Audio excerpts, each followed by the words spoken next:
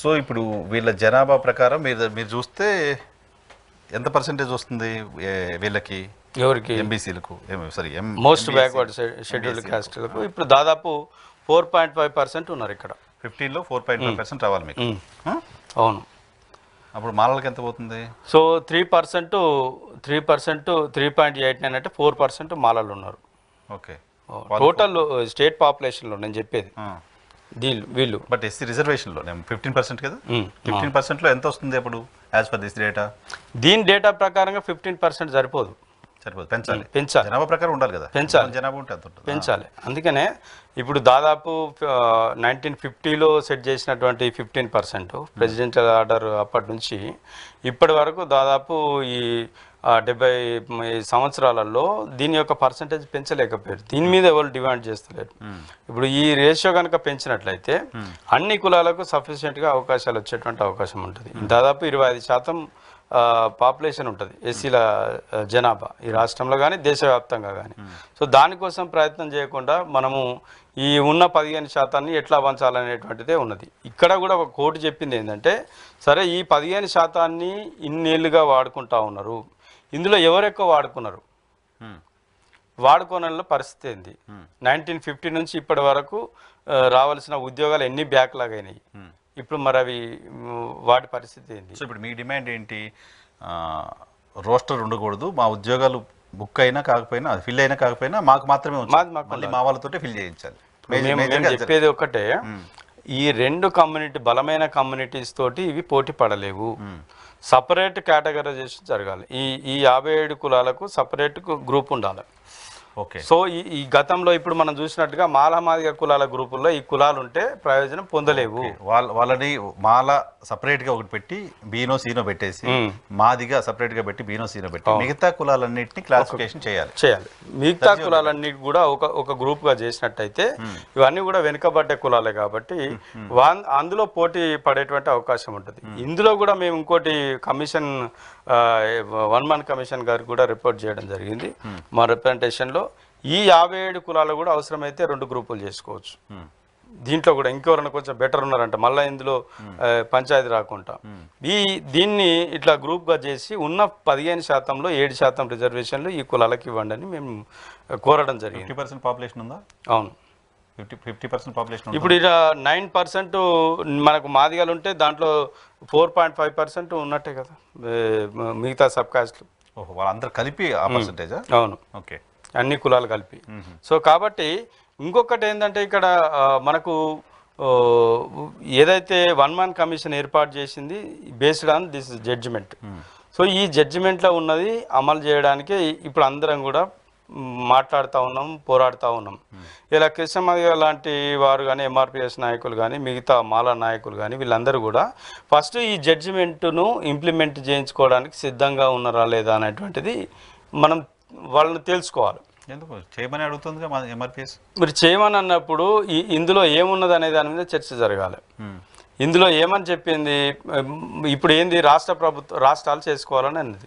రాష్ట్రాలు ఒక్కటే చేసుకోమని అనలేదు. ఇక్కడ స్టేట్ మీన్స్ నేషన్ మొత్తం అంతా కూడా దీన్ని పాటించాలని చెప్పింది. ఇలా రాష్ట్రాలు ఒక్కటే చేసుకోవు, ఎందుకంటే ఉద్యోగ అవకాశాలు ఒక రాష్ట్రంలోనే ఉండవు, కేంద్రంలో కూడా ఉంటాయి.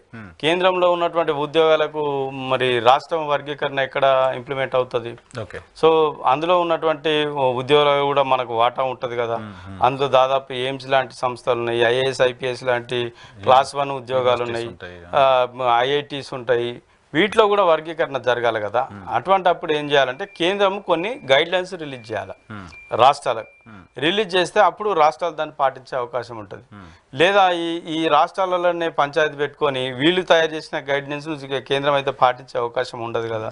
సాధ్యం కూడా కాదు, నేషనల్ పర్సెప్షన్ వేరే ఉంటుంది, అది వేరే ఉంటుంది. సో ఇది చేయాలంటే ముఖ్యంగా ఏంటంటే ఈ డాటా కలెక్ట్ చేయాలి.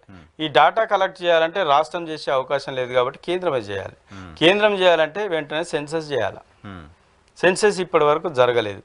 సో ఇప్పుడు ఈ 2025లోనైనా సెన్సస్ చేసి దాని యొక్క ఈ ఎంపరికల్ డేటా అంతా కూడా కలెక్ట్ చేసి దానికి గైడ్ లైన్స్ రూపొందిస్తే అది వర్గీకరణ చేయడానికి ఆస్కారం ఉంటుంది. లేదా ఆగమాగం ఏదో ఇప్పుడు అన్నారు కదా అని చెప్పేసి ఇక్కడ కోరినట్టుగా చేస్తే మళ్ళీ అది కోర్టు ముందుకు అక్కడ నిలబడేటువంటి అవకాశం లేదు. మళ్ళీ కొట్టుడు పోయిన తర్వాత వర్గీకరణ ఇది మళ్ళా ఇంకొక వర్గం దీన్ని కొట్టేయించింది అనేటువంటి మళ్ళీ ఇంకొక పోరాటం చేసి ఇది ఎప్పుడు రావణ కష్టంలాగా ఎస్సీ వర్గీకరణ సమస్యను ఇట్లనే పెట్టుకోవాలనేటువంటిది ఉద్దేశం. నిజంగా చిత్తశుద్ధి రాజకీయ పార్టీలకు ఉండాలి, ఈ దళిత నాయకులకు అందరికి కూడా ఉండాలి. లేదా చిత్తశుద్ధి ఉన్నాక ఇప్పుడు 1 man కమిషన్ వేసిండ్రు. ఇక్కడ చేసినప్పుడు ఇక్కడ అన్ని వర్గాలు కూడా కూర్చుండి ఇలా 57 కులాల నాయకులు కానీ లేదా మాదిగా అండ్ మాల నాయకులు కూర్చుండి కమిషన్ తోటి చర్చించి ఎట్లా చేస్తుంటే బాగుంటుంది అనేటువంటిది ఒక సజెషన్ అయితే మనం ఇవ్వాల్సి ఉంటుంది కదా. అదేవిధంగా ఇలా ఎంఆర్పిఎస్ చేస్తున్నటువంటి పోరాటానికి ప్రధానమంత్రి మద్దతు ఉన్నది, ఇలా కేంద్రము చేయడానికి సిద్ధంగా ఉన్నది, మరి రాష్ట్రం కూడా చేయడానికి సిద్ధంగా ఉన్నది, అన్ని రాజకీయ పార్టీలు అన్ని మద్దతు ఇచ్చినాయి, కోర్టు కూడా చేయమని చెప్పింది. ఇంకా అడ్డుకునేది ఎవరు ఇక్కడ? మరి ఇక్కడ ఈ రాష్ట్రంలో చేయడానికి సిద్ధంగా ఉన్నప్పుడు కేంద్రాన్ని ఒప్పించేటువంటి బాధ్యత కూడా కృష్ణమాదిగ లాంటి వారు తీసుకోవాలి కదా. తీసుకొని సమస్య పరిష్కారం అయ్యే విధంగా ఎక్కడ కూడా మళ్ళా కోర్టు మెట్లెక్కకుండా చేసేటువంటి బాధ్యత మనం తీసుకోవాలి. అది పర్మనెంట్ సొల్యూషన్ తీసుకోవాలి. అంతేగాని ఇలా మాలలు అడ్డుకుంటున్నారు అంటే ఇక్కడ మళ్ళీ ఏదో ఒక పొరపాటు చేసి ఇది మళ్ళా కొట్టుడు పోయేటట్టు చేస్తే ఇది మళ్ళీ మొదటికి వచ్చేటువంటి అంశం. సో మందకృష్ణ గారు ఫైట్ చేయాల్సింది మాలల పైన ఇంకొకరి పైన కాదు, కేంద్రం మీకు దగ్గరగా ఉంది కాబట్టి వాళ్ళకి చెప్పి కేంద్ర ప్రభుత్వ సంస్థలు ఇవ్వాలి, సెన్సెస్ చేయించాలి, దాని ప్రకారం రిజర్వేషన్ చేయించాలి. డిమాండ్. ఎస్, దీన్ని ఇదొకటి అంశం, ప్రధానమైనటువంటి అంశం. అది చేయాలి, మాకు వర్గీకరణ కావాలి అని అనుకున్నప్పుడు ఇక ఆ వర్గీకరణ చేస్తే ఎట్లా చేయాలనేటువంటిది కేంద్రం ఏదైతే సుప్రీంకోర్టు చెప్పింది. ఇందులో బ్యాక్వర్డ్ ఎవరైతే ఉన్నారో, మోస్ట్ బ్యాక్వర్డ్ ఎవరైతే ఉన్నారో వాళ్ళని గుర్తించండి అని చెప్పింది. ఆ గుర్తించినప్పుడు ఇందులో ఇంకొకటి ఏంటంటే కొన్ని సైంటిఫిక్ ఎవిడెన్స్ తోటి మనం వర్గీకరణ చేయవలసి వస్తుంది. ఎట్లా అంటే ఈ ఎవరిని ఎట్లా గుర్తించాలా? వీళ్ళను మార్జినలైజ్డ్ ఉన్నటువంటి అదేవిధంగా డిప్రైవ్డ్ కమ్యూనిటీస్ వాళ్ళను ఫైండ్ అవుట్ చేయాలి. వాళ్ళు చేసిన తర్వాత వాళ్ళ దాంట్లో వాళ్ళ ఎకనామిక్ స్టాటస్ ఎట్లా ఉన్నది, వాళ్ళ యొక్క ఎడ్యుకేషన్ స్టాటస్ ఎట్లా ఉన్నది, తర్వాత వాళ్ళ యొక్క ఇది ఎవరైతే అప్లికెంట్ ఉంటాడో ఆ యజమాని, ఆ ఇంటికి సంబంధించిన ఆయన యొక్క ఎడ్యుకేషన్ స్టాటస్ ఏంటి, పొలిటికల్ స్టాటస్ ఏంటిది, ఇవన్నీ చూసుకున్న తర్వాత వాళ్ళను బ్యాక్వర్డ్ అయిన వాళ్ళని గుర్తించాలి. Irrespective of communities. వాళ్ళు చెప్పింది ఏంది, పలానా కమ్యూనిటీ అని చెప్పలే, ఆడ మొత్తం దళితులలో ఉన్నటువంటి వెనుకబడ్డ వాళ్ళను ఫైండ్ అవుట్ చేయండి అని చెప్పింది. సో ఇలా మాలలు లేదు మాదిగలకి ఇంత 12% ఇవ్వాలని ఎక్కడ చెప్పలే. ఇక్కడ మాట్లాడుతూ ఉన్నారు మాకు 12% కావాలని అంటే ఇప్పుడు కోర్టు చెప్పిన దాని ప్రకారం అయితే అది కుదరని పని. సో కాబట్టి ఇవాళ జనాభా అనేటువంటిది అక్కడ అంశం కాదు, బ్యాక్వర్డ్నెస్ ఎవరు ఉన్నటువంటిది అనేటువంటిది ఇంపార్టెంట్. సో వాళ్ళను గుర్తించాలి. సో దానికోసం మరి మన దళిత నాయకులు సిద్ధమా? సో ఇది